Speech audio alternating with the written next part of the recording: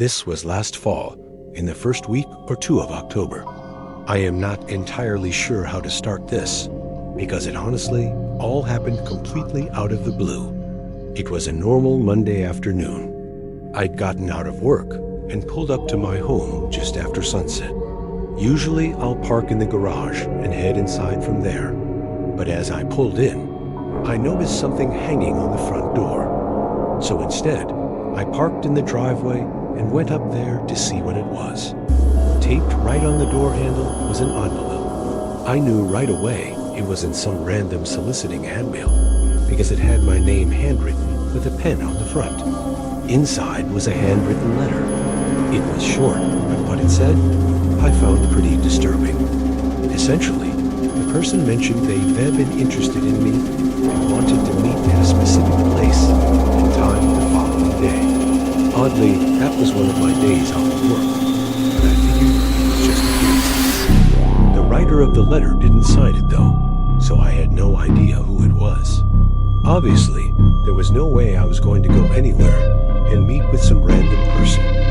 I headed inside, tore up the letter, and tossed it in the trash. I thought the whole thing was pretty disturbing because they knew my name and my address and said they were interested in me, which is just a strange thing to say, given I had no idea who they thought were. Anyway, I felt terrible and not to stress about it too much, as there wasn't anything I could do about it, at least not yet. After all, it could have just been some stupid prank. I went on with my night and got in bed just before 11 o'clock. Like I mentioned before, I was off the following day, so I slept in and spent pretty much the entire day inside. I can't even remember what I did all day, but I know I made dinner late, like 8 or 9, and started getting ready for bed right after. I went upstairs and into the bedroom to take a long, relaxing shower. However, a little ways into it, I heard the doorbell ring. Confused about who could have been outside my home at this time of night, I opened the shower curtain. I listened for a minute, but with nothing else, I figured that out. I wouldn't have answered the door anyway. I closed the curtain and continued with my shower. As I stood in the doorway and tried to relax there, I started connecting the dots between everything yesterday and the outdoor ring. I knew it couldn't be anything completely, but also the feeling that I was in a room,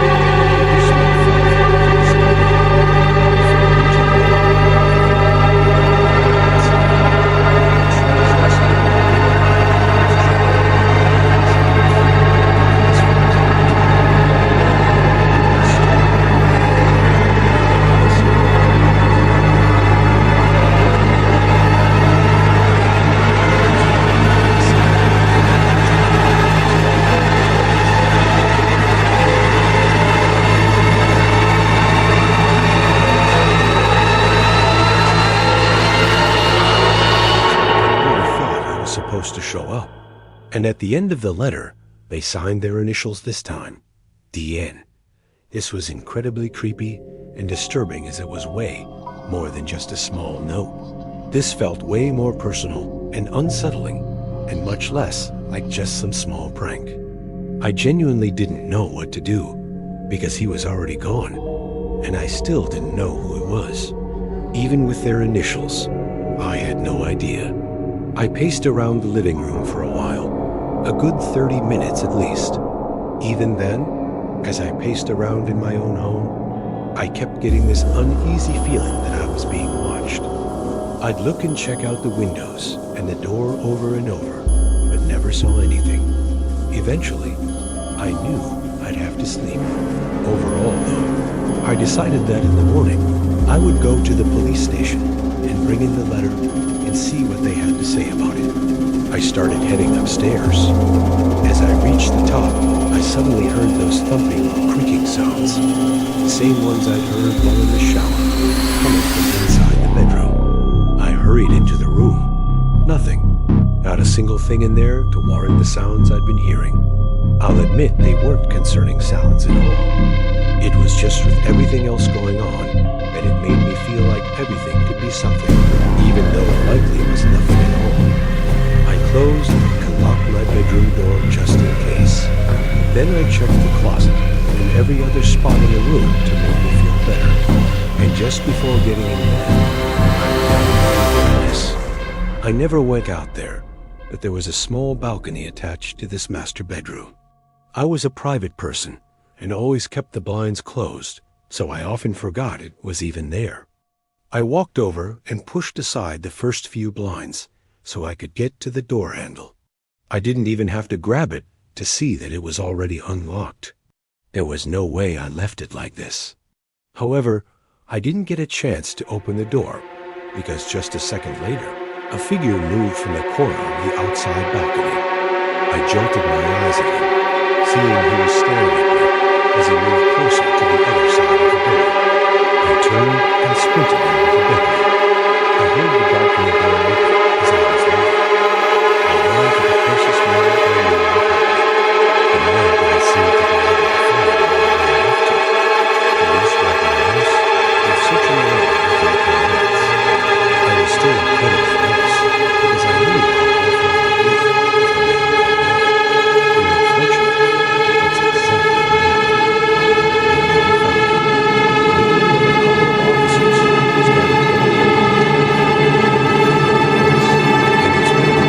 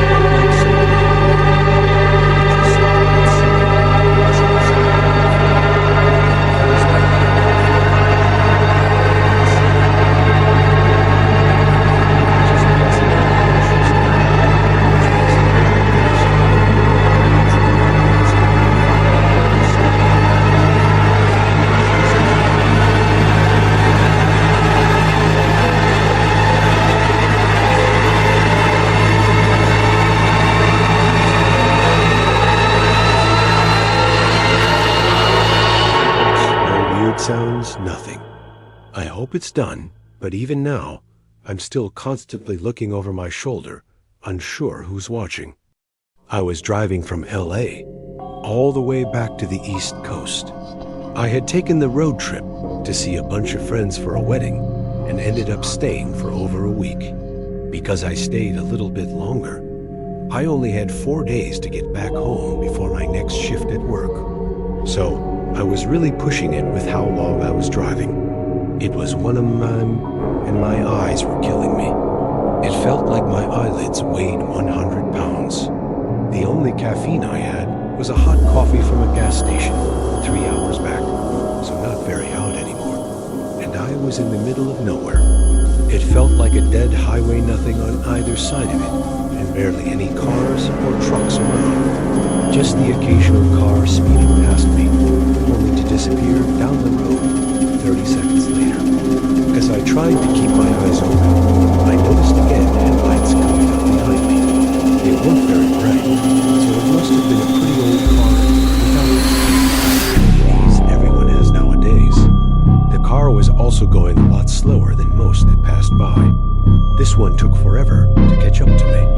After tailing behind for a minute, it merged into the other lane and started to pass. I kept my eyes on the car, just making sure I stayed in my lane to let it through. But after a while of them now actually passing, I looked to my left to see what they were doing. The car was matching my speed, right beside me, some really fast.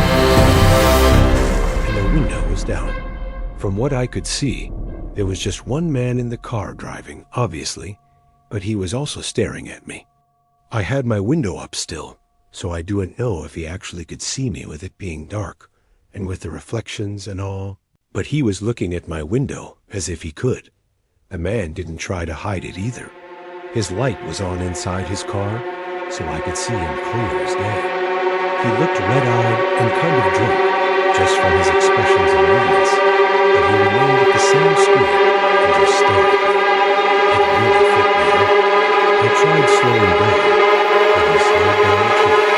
I slowed down even more, and again he matched my speed. So then I slowed down and slowed down, like going to 25 miles per hour on the highway. And finally, he didn't copy me and just held his pace and kept driving. He disappeared down the road a minute later. I didn't know what the hell to think of that. Maybe he was a creep, maybe drunk, but honestly, I didn't know.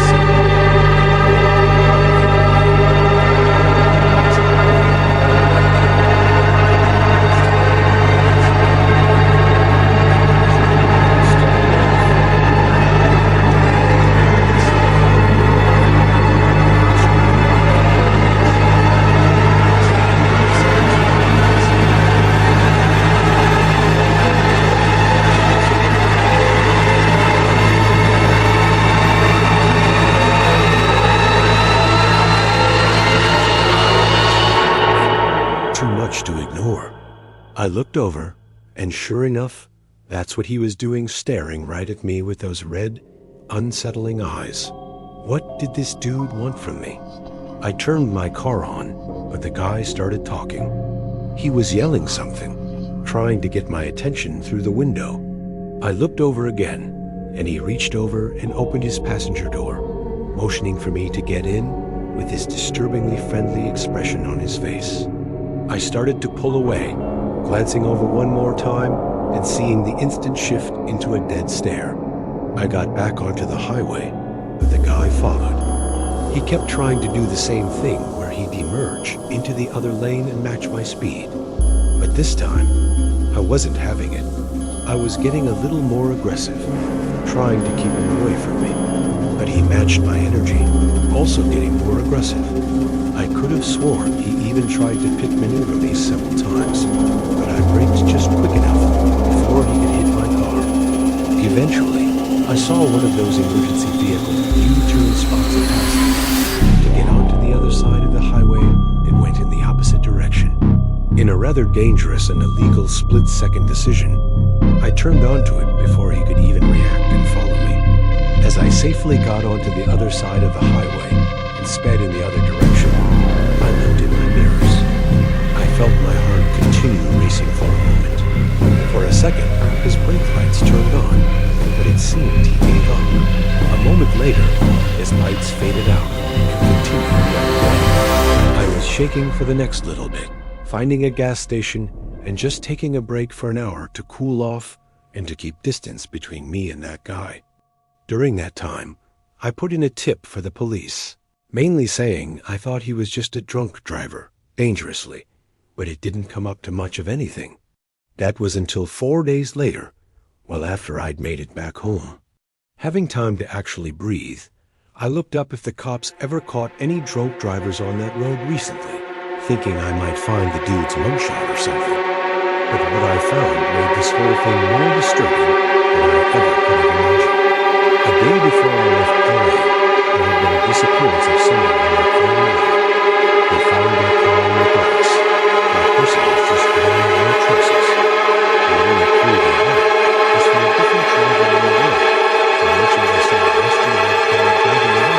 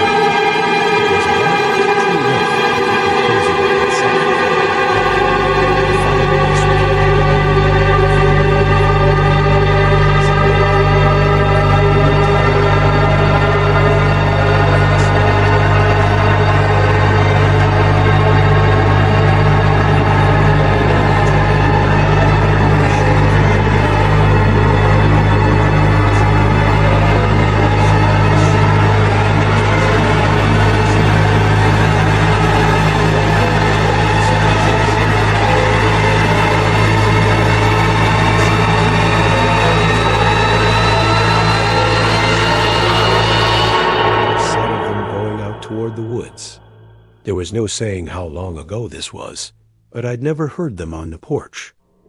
Whoever it was didn't knock or anything. I got what I needed from the car, then headed back in. Since they didn't knock and I didn't get a text from the cabin rental place, I figured it wasn't anything important. I got in bed and fell asleep. For the next 2 days I was at the cabin, there wasn't all that much to mention. I did the same, pretty much being inside by the fireplace all day. But through those 2 days, several more times, I checked outside and saw fresh footprints in the snow always. The same ones coming up to the porch and going back in the same direction. So, on the third day, I decided to go in that direction and see what was out there. I put on a heavy jacket and walked into the woods. The footprints were long covered up by the snowfall from last night. So I was just walking in the general direction I remembered seeing them going. I only made it a little ways into the trees before realizing everything looked the same. Like it was all just a blanket of snow over everything in every direction.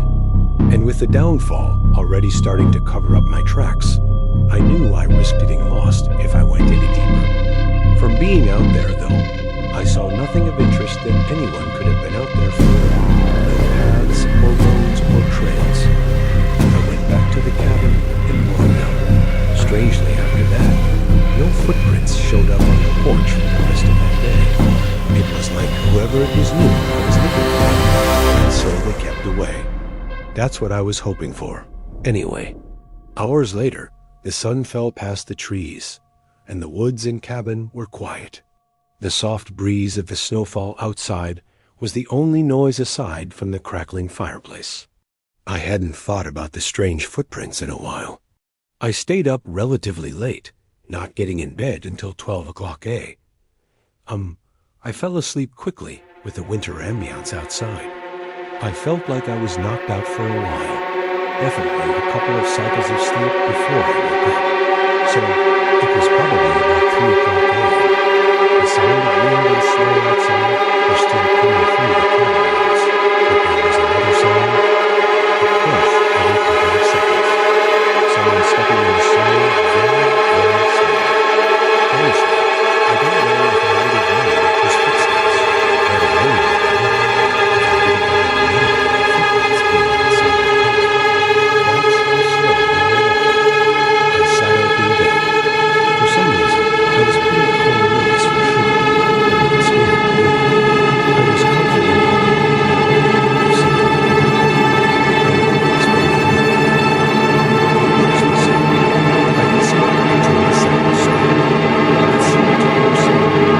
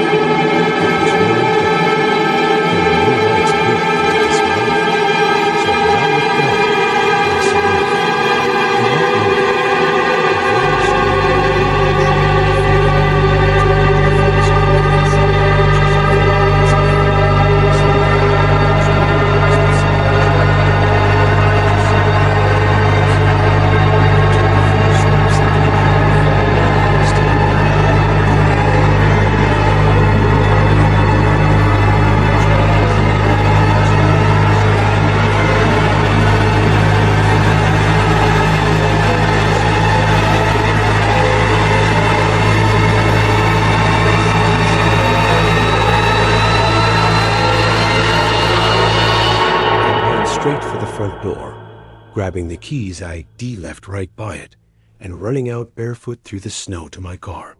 I got in and couldn't see anything at all, as the entire windshield was covered in a thick layer of snow. I didn't know if he was chasing me right in front of the car, which made the whole thing even more horrifying.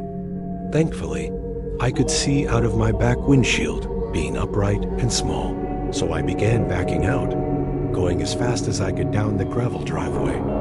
I did end up making it out of there. It took over an hour for a cop to show up, and by then, the footprints of him leaving the cabin were covered, so it wasn't even clear where he went. From what we could find, though, the man got in through a window on the far wall near the fireplace. Putting what happened together, most likely he then quietly crept to the farthest bedroom down the hall to look for me. It was the only other one aside from the one I was staying in. Had he chosen correctly, I would have been face to face with him and had nowhere to run. But instead, I left my room at the perfect time, giving me a chance to escape. It's insane and honestly terrifying how just a couple of seconds made all the difference.